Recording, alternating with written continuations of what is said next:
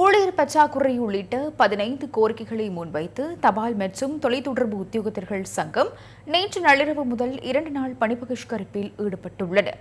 பல வருடங்களாக காணப்படும் ஊழியர் பற்றாக்குறையை நிரப்புவதற்கு அரசாங்கம் எவ்வித நடவடிக்கையும் எடுக்கவில்லை என அதன் தலைவர் ஐசிசி ரோஹன் தெரிவித்தார்.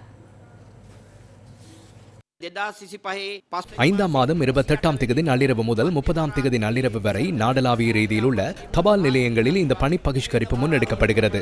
2ஆம் நிலை அல்லது 3ஆம் நிலை தபால் நிலை பொறுப்பதிகாரி பதவிகளிலிருந்து பிரதி தபால் மாதிபர் பதவி வரையான பதவிகளுக்கான வெற்றிடங்கள் 3ஆம் நிலை அல்லது 2ஆம் நிலை தபால் நிலைய பொறுப்பதிகாரியாக இணைத்துக் கொள்ளப்படுபவர்களை கொண்டே நிரப்பப்படுகின்றன. இந்த பதவிக்காக 2016ஆம் ஆண்டுக்கு பின்னர் ஆட்சேர்ப்பு செய்யப்படவில்லை. இதனால் தபால் திணைக்களத்தின் நிர்வாகம் என்ற ரீதியில் எதிர்காலத்தில் பாரிய பின்னடைவை சந்திக்க நேரிடும். இந்த பிரச்சனை ஊழியர் பற்றாக்குறையில் மாத்திரம் தாக்கத்தை ஏற்படுத்தவில்லை. இன்று தபால் துறையின் தீர்மானமிக்க காரணியான மக்களுக்கு கடிதம் விநியோகித்தல் மற்றும் பொருட்கள் விநியோகித்தல் போன்றவற்றிலும் தாக்கம் செலுத்துகிறது. தற்போது தபால் திணைக்களத்தில் நவீன தொழில்நுட்ப வசதியுடன் நவீன சேவைகளை ஆரம்பித்திருக்கிறோம். ஆனால் இவற்றை நடத்தி செல்வதற்கான மனித வளம் பாரிய அளவில் குறைவாக காணப்படுகின்றது. உண்மையாகவே 2000க்கும் அதிகமான ஊழியர் பற்றாக்குறையுடனேயே தற்போது தபால் திணைக்களத்தின் நடவடிக்கைகள் முன்னெடுக்கப்படுகின்றன. பணி பகிஷ்கரிப்பு காரணமாக மத்திய தபால் பரிமாற்றத்தின் தபால் விநியோகம் பாதிக்கப்பட்டுள்ளது.